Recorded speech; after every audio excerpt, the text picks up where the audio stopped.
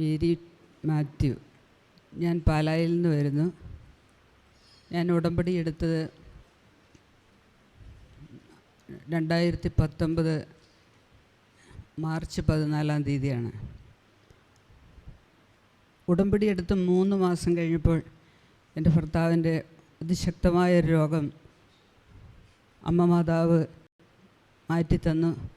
അതിൻ്റെ സാക്ഷി ഞാൻ ഈ അമ്മ മാതാവിൻ്റെ അൾത്താരയിൽ വെച്ച് ഞാൻ സാക്ഷ്യപ്പെടുത്തുകയും ചെയ്തു. അത് കഴിഞ്ഞുള്ള വലിയൊരു സാക്ഷ്യത്തിലേക്ക് ഞാൻ പറയാൻ വേണ്ടി അമ്മയോട് പ്രാർത്ഥിച്ചുകൊണ്ടിരിക്കുകയായിരുന്നു. ഞങ്ങൾക്ക് 1 കോടി രൂപയുടെ ഒരു ബാധ്യത. 50 പിള്ളേരടങ്ങുന്ന ഒരു ഹോസ്റ്റൽ കൊറോണ കാലം വന്നപ്പോൾ അതെല്ലാം അടച്ചുപൂട്ടി. ബാങ്കിൽ അടയ്ക്കാൻ ഒരു നിർവാഹവുമില്ല. ഇപ്പോൾ കൊറോണ വന്നതിൻ്റെ ഫലമായിട്ട് ബാങ്ക് നടപടികളെല്ലാം കുറച്ച് താളം വന്നു. അപ്പം നടപടിക്രമങ്ങൾക്കെല്ലാം മാറ്റം വന്നു. ആ ഇടയ്ക്ക് ഇവിടെ വന്ന് അച്ഛനെ കണ്ടു. 3ാമത്തെ തവണ പുതുക്കിയപ്പോൾ അച്ഛനെ കണ്ടപ്പോൾ അച്ഛൻ പ്രാർത്ഥിച്ചൊരു കാശുരൂപം തന്നു. ഈ കാശുരൂപം കൊണ്ട് വീട്ടിൽ കൊണ്ട് പ്രാർത്ഥനാ മുറിയിൽ വെച്ച് അമ്മയോട് പറഞ്ഞു, ഇത് വിൽക്കാൻ വേണ്ടിയിട്ടല്ല, പിന്നെ അമ്മയുടെ ഇഷ്ടം നിറവേറട്ടെ. അച്ഛനോട് ചോദിച്ചു, വിൽക്കണം എന്ന് ആഗ്രഹമുണ്ടോ? എന്ത് കാണിച്ചാലും വേണ്ടില്ല അച്ഛൻ, കടം മാറിക്കിട്ടിയാൽ മതി എന്ന് പറഞ്ഞു. അവസാനം ആ കാശുരൂപം ഞാൻ വീട്ടിൽ കൊണ്ടുവച്ചു. കൊറോണ കാലം തീരാറായപ്പോഴത്തേക്കും അത് എടുക്കേണ്ടതായ മാതാവ് ഒരാളെ പറഞ്ഞയച്ചു. ഹോസ്റ്റലും വീടും എല്ലാം കൂടി മൊത്തം എല്ലാം കൊടുത്തു.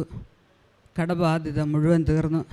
ആദ്യത്തെ കാലം അതിശക്തി നല്ല മനോഹരമായ ഒരു വീട് ഞങ്ങൾക്ക് മാതാവ് അവിടെ അടുത്ത് തന്നെ ആ ഇടവയിൽ തന്നെ ആ വാർഡിൽ തന്നെ കാണിച്ചു തന്നു. അതിൽ ഞങ്ങളിപ്പോൾ താമസിക്കുന്നു. കൊറോണ കാലം പുറപ്പാട് 14:14 കർത്താവ് നിങ്ങൾക്ക് വേണ്ടി യുദ്ധം ചെയ്തുകൊള്ളും, നിങ്ങൾ മൗനമായിരുന്നാൽ മതി. ആ വചനപ്രകാരം കൊറോണ കാലം ഞങ്ങൾ മൗനമായി തന്നെ ഇരുന്നു. സമയം ആയപ്പോൾ ഇതെല്ലാം നടന്നു. ഇത്രയും വലിയ ഒരനുഗ്രഹം തന്ന് അമ്മ മാതാവും ഈശോയും ഞങ്ങളെ അനുഗ്രഹിച്ചതിനെ ഓർത്ത് 1000 നന്ദി പറഞ്ഞുകൊണ്ട് ഞാൻ അവസാനിപ്പിക്കുന്നു. പരിശുദ്ധ അമ്മയ്ക്കും ദൈവപിതാവിനും നന്ദി പറയാം. ഈ സഹോദരിയുടെ സാക്ഷ്യം ഇവിടെ വരുമ്പോൾ 1 കോടി രൂപ കടവുമായിട്ടാണ് വരണത്.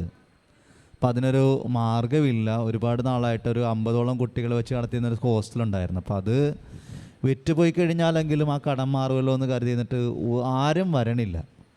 ഉടമ്പടി ചെയ്തേച്ചും ഇവിടെ വന്നു അച്ഛനെ കണ്ട് പ്രാർത്ഥിച്ചപ്പോൾ അച്ഛനൊരു കാശുരൂപം കൊടുത്തിട്ട് പറഞ്ഞു, ഇത് അവിടെ കൊണ്ടേ നിക്ഷേപിക്കണം. എന്നിട്ട് അച്ഛൻ അമ്മ മാതാവിനോട് പ്രാർത്ഥിച്ചു, അമ്മേ മാതാവേ, നീ ആഗ്രഹിക്കുന്നത് വിറ്റുപോകാനാണെങ്കിൽ വിറ്റുപോയിക്കൊള്ളട്ടെ. എന്നിട്ട് ഇവരോട് ചോദിച്ചു, അത് വിറ്റുപോകാൻ വേണ്ടിയാണോ ഞാൻ പ്രാർത്ഥിക്കേണ്ടത്? അപ്പോൾ പറഞ്ഞു, എന്ത് വന്നാലും കുഴപ്പമില്ല അച്ഛാ, കടം മാറിയാൽ മതി എന്ന് പറഞ്ഞു.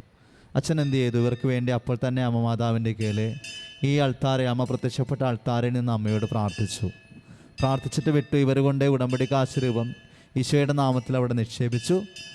സംഭവിക്കുന്നത്, ഒരാൾ വന്നു, ആ ഹോസ്റ്റലും ഇവരുടെ വീടുമടക്കം അയാളെടുത്തു. അത് വാങ്ങിയ ഉടനെ തന്നെ മുഴുവൻ കടവും വീടി. മുഴുവൻ കടം വീടിയ മാത്രമല്ല, 1 കോടി രൂപയുടെ കടം വീടിയത് മാത്രമല്ല, അതിനുശേഷം താമസിച്ചിരുന്നതിനേക്കാളും നല്ലൊരു വീട്ടിലേക്ക്, അതായത് അവിടെ തന്നെ അതേ വാർഡിൽ തന്നെ അമ്മ മാതാവ് കാണിച്ചു കൊടുത്തിട്ട് സ്വന്തം നാട്ടിൽ തന്നെ അധിവസിക്കാനുള്ളൊരു കൃപയും പരിശുദ്ധ അമ്മ കൊടുത്തു. അപ്പം നിൻ്റെ കടങ്ങൾ എത്രയാണെന്നുള്ളതല്ല, നിൻ്റെ പ്രയാസങ്ങൾ എത്രയാണെന്നുള്ളതല്ല, ദൈവമായ കർത്താവിൽ നീയും നിൻ്റെ കുടുംബവും വിശ്വസിക്കുന്നു. ഈ അമ്മ പറഞ്ഞതുപോലെ പുറപ്പാടിൻ്റെ 14:14 കർത്താവ് നമുക്ക് വേണ്ടി യുദ്ധം ചെയ്തുകൊള്ളും. ഈശോയാണ് യുദ്ധം ചെയ്തത് അമ്മയുടെ മധ്യസ്ഥതയിൽ. കരങ്ങളടിച്ച് ദൈവത്തെ മഹത്വപ്പെടുത്താം. യേശുവേ ആരാധന, യേശുവേ സ്തുതി, യേശുവേ മഹത്വം. അത്യപൂർവ ദൈവാനുഭവങ്ങൾ